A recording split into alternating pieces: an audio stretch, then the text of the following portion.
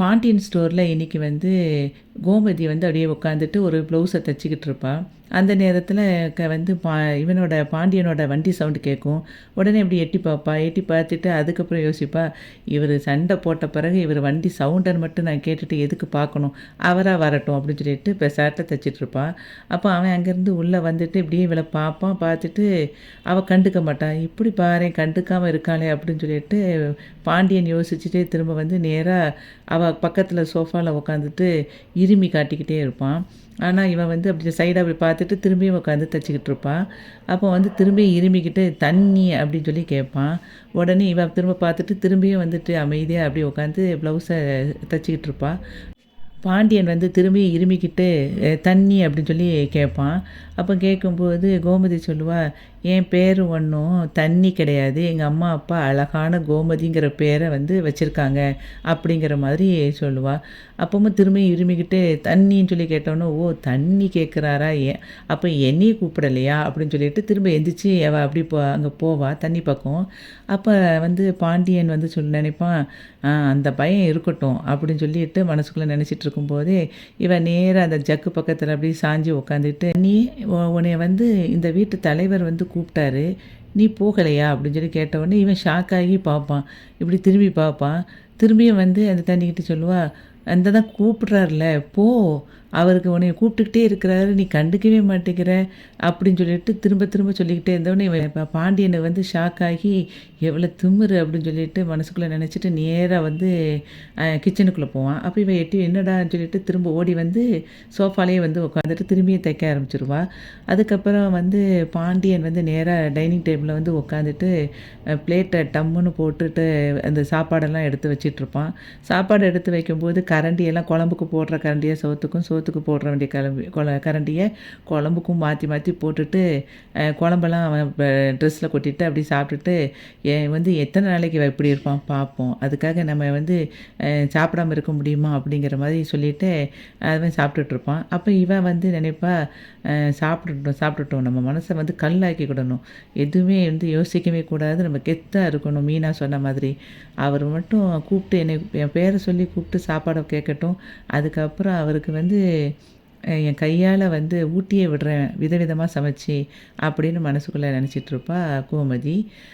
அதுக்கப்புறம் மயில் வந்து மீனாவுக்கு ஃபோன் பண்ணுவான். மீனா நான் கோவிலுக்கு வந்துட்டேன், நீ வந்துட்டியா அப்படின்னு சொல்லும்போது, இந்தா வந்துட்டேன் ககுனுக்கு ஒரு 10 நிமிஷத்தில் அப்படின்னு சொல்லிகிட்ருப்பான்.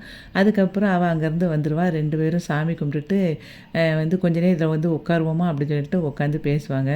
அப்போ பேசும்போது அவள் மயிலுக்கிட்ட கேட்பா, அக்கா எப்படிக்கா இருக்குது இப்போ உங்கள் வேலை, அவங்க அந்த வேலை பார்க்குற வீட்டில் உள்ளவங்க உங்களை நல்லா பார்த்துக்கிறாங்களா அப்படின்னு சொல்லும்போது, என்னை ரொம்ப ஒரு பொண்ணு மாதிரி தான் பார்த்துக்கிறாங்க அப்படின்னு சொல்லும்போது, இன்றைக்கி என்னக்கா சீக்கிரம் வந்துட்டீங்கன்னு சொல்லி கேட்பா. இல்லை அவங்க வந்து இன்றைக்கி மத்தியானமே வீட்டுக்கு வந்துட்டாங்களா, அதனால் என்னையும் வந்து சீக்கிரமாக அனுப்பிட்டாங்க அப்படின்னு சொல்லி மயில் சொல்லுவாள்.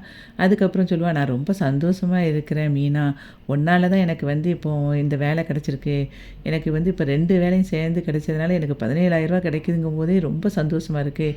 இப்போ தான் எனக்கு மனசுக்கே வந்து ஒரு தைரியம் வந்துருச்சு.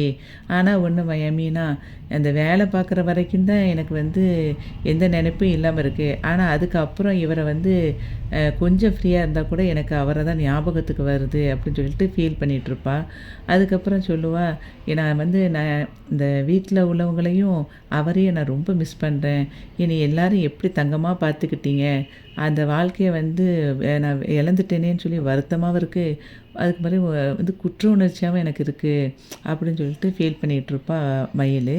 அப்போ இவன் சொல்லுவா, சரிக்கா கவலைப்படாதீங்கக்கா எல்லாம் சரியாயிரும் அப்படின்னு சொல்லிட்டு இவகிட்ட சொல்லிகிட்ருப்பா மீனா.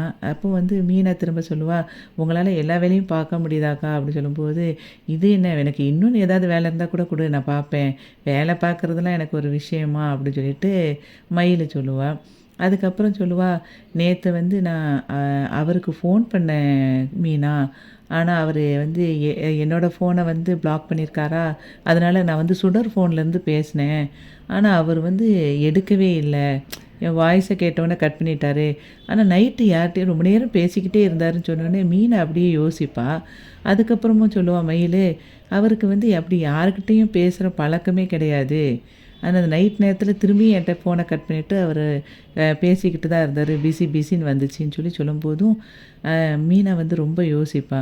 அதுக்கப்புறம் மயில் சொல்லுவா, சரி நான் வந்து இப்போ நான் உன்கிட்ட வந்து புலம்பிக்கிட்டு இருக்கேன்ல, அதை மாதிரி அவரும் புலம்புறதுக்கு ஒரு ஆள் கிடைக்கணும்ல, அந்த மாதிரி அவர்கிட்ட வந்து ஒரு ஃப்ரெண்டு கிடச்சிருப்பாங்களா இருக்கும், அந்த ஃப்ரெண்டுகிட்ட பேசுவாங்களா இருக்கும்னு வந்து மயில் வெகுளியாக சொல்லிகிட்டு இருக்கிறத மீனா அப்படி சோகமாக பார்ப்பா.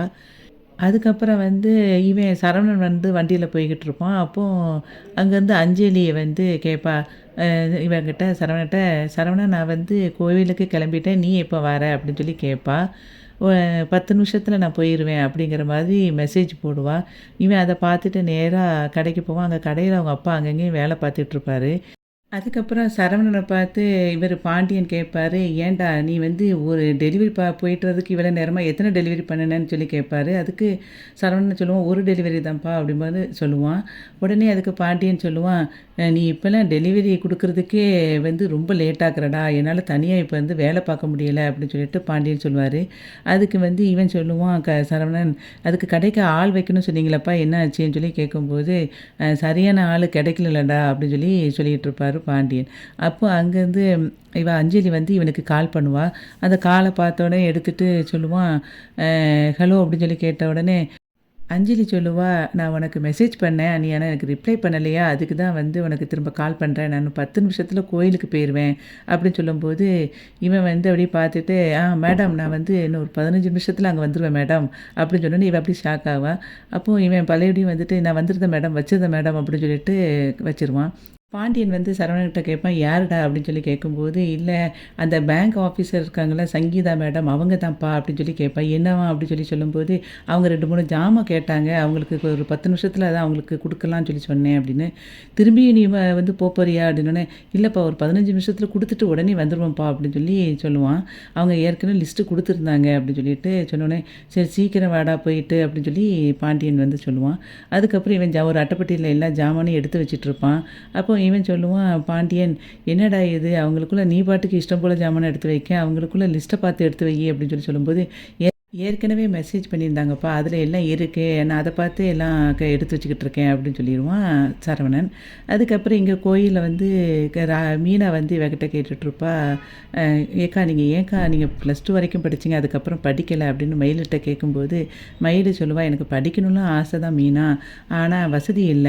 அதனால தான் எங்க சுடரையுமே 12th வரைக்கும் தான் படிக்க வைக்கணும்னு நெனச்சாங்க. நான் டக்குன்னு அவள வந்து, இல்ல நீ எக்ஸ்ட்ரா படி அப்படின்னு சொல்லிட்டு நான் தான் படிக்க வச்சேன்." அப்படின்னு சொல்லிட்டுருப்பா.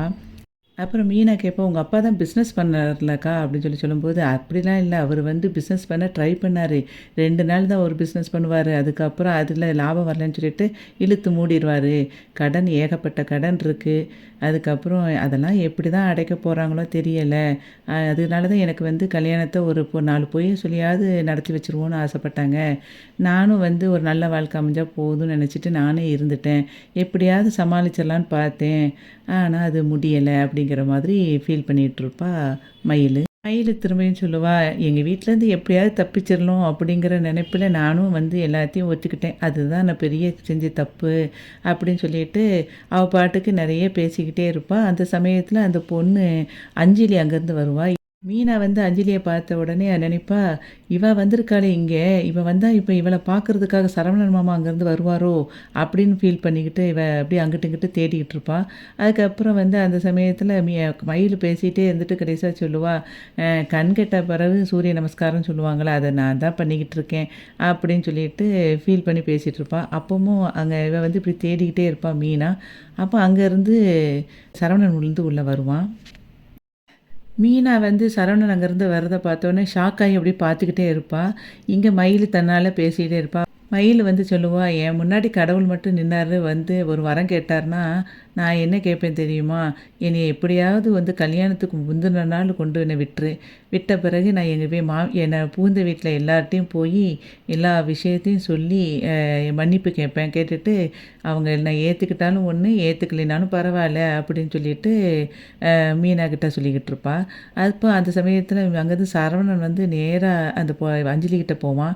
அஞ்சலிய வந்து தட்டி கூப்பிட்டுட்டு 2 பேரும் பேசிக்கிட்டு இருப்பாங்க. அத பார்த்துக்கிட்டே இருப்பா.